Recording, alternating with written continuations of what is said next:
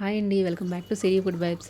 ఈరోజు వీడియోలో only cooking రెసిపీయే కదండి, ప్రతిరోజు మార్నింగ్ నేను 6 to 8 AM చేసే పనులు మీతో షేర్ చేసుకోవాలనుకుంటున్నాను.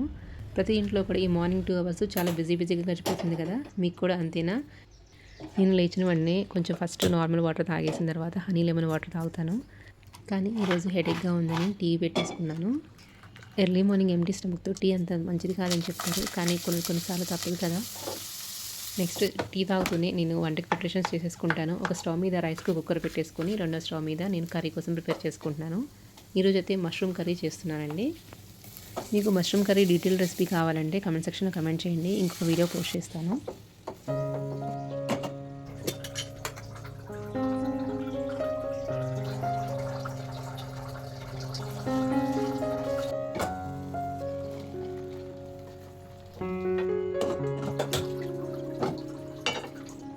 నెక్స్ట్ బ్రేక్ఫాస్ట్ కోసం దోసపిండి కొంచెమే ఉందని దానిలో కొంచెం రాగిపిండి యాడ్ చేసుకొని దోశ వేసేసుకుంటున్నాను.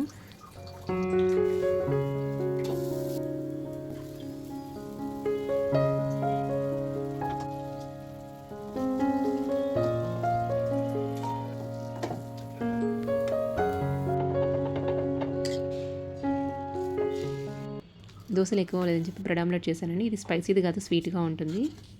ఇలా మార్నింగ్ 6 to 8 వరకు నాకు బిజీగా గడిచిపోతుందండి. మీకైతే ఎలా గడుస్తుందో కమెంట్ చేయండి.